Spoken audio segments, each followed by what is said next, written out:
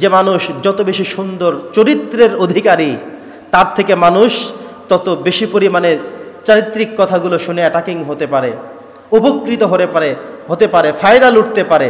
এজন্য আমাদের চরিত্রটাকে ঠিক রাখতে হবে, উন্নত চরিত্র করতে হবে। নবী করিম সাল্লাল্লাহু আলাইহি ওয়াসাল্লাম ছিলেন এই পৃথিবীর মধ্যে সবচেয়ে উন্নত চরিত্রের অধিকারী। আল্লাহ তাআলা বলেছেন, ইয়া রাসূলুল্লাহ, ইয়া হাবিবাল্লাহ, লাকাদ কানা লাকুম ফি রাসূলিল্লাহি উসওয়াতুন হাসানা।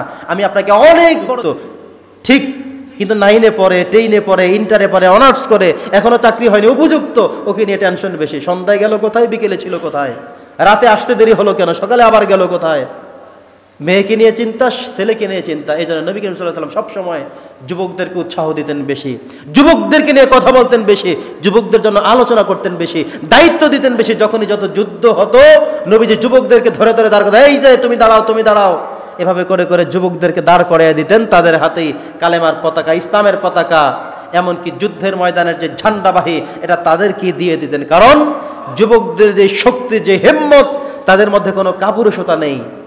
একজন দাড়ি পাকা মুরব্বীর হাতে একটা দায়িত্ব দিলে উনি চিন্তা করবেন, আমি তো বুড়ো মানুষ, কেমনে করব, লাঠি ছাড়া হাঁটতে পারি না, মানুষের সাথে বেশি কথা বলতে পারি না, ডায়াবেটিসের রোগী, ডায়রিয়ার রোগী, এইটা সেটা ওইটা কত কিছু। কিন্তু একজন যুবক মনে করবে যে যত রোগ থাকুক না কেন, আমি এটা বাস্তবায়ন করেই ছাড়বো।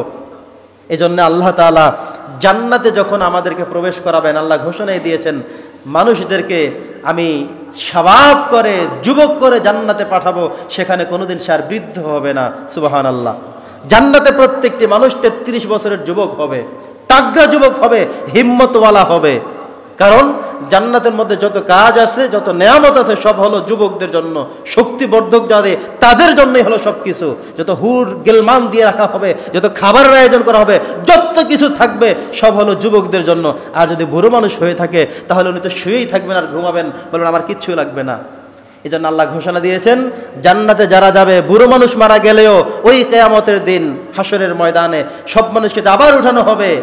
জান্নাতে যখন দেয়া হবে, তখন তাকে 33 বছরের পরিপূর্ণ একজন যুবক করে তাকে জান্নাতে দেয়া হবে। আল্লাহ বলবেন, সেখানে তোমাকে যুবক করে, চিরজীবন দিয়ে চির যুবক করে পাঠানো হলো, তুমি কোনোদিন এখানে বৃদ্ধ হবা না। বৃদ্ধ হওয়ার কোনো এখানে অপশন নেই, অপশন একটাই, তুমি আজীবন এখানে যুবক হিসেবেই থেকে যাবে। সুবহানাল্লাহ। এই জন্যে দাঈ আল্লাহদের উচিত, বক্তাদের উচিত, কথা বলার সময় বেশিরভাগ যুবকদেরকে লক্ষ্য করে এই কথাগুলো বলা। যুব সম্প্রদায়ের কোন দোষগুলো আছে, কোন সমস্যাগুলো আছে, এগুলো নিয়ে বেশি অবজার্ভ করা, এগুলো নিয়ে বেশি কথা বলা, এদেরকেই দায়িত্ব দেওয়া, হিম্মতগুলো তাদের জন্যই। সুবহানাল্লাহ পড়েন।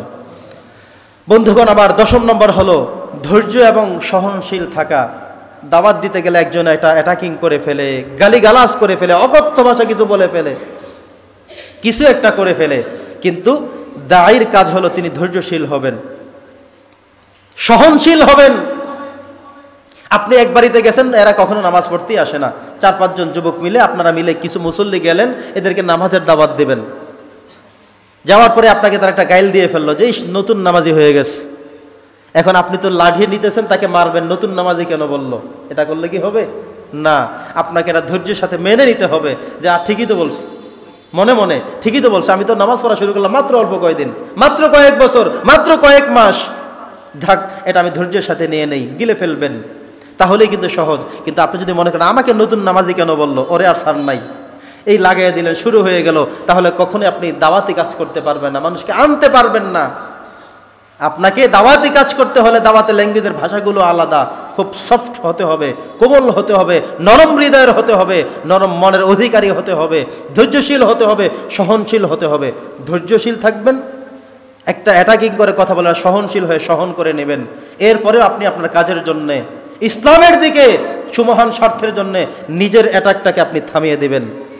নবী করিম সাল্লাল্লাহু আলাইহি সাল্লাম কখনোই ওনাকে মানুষ গালি দিয়েছে তিনি অ্যাটাক করেন নাই, তিনি হিট করেন নাই। যখনই ধর্মকে নিয়ে গালি দিয়েছে, যখনই উল্টা কথা বলেছে, জাতি নিয়ে কথা বলেছে, তখনই তিনি অ্যাটাকিং করলেন। সুবহানাল্লাহ।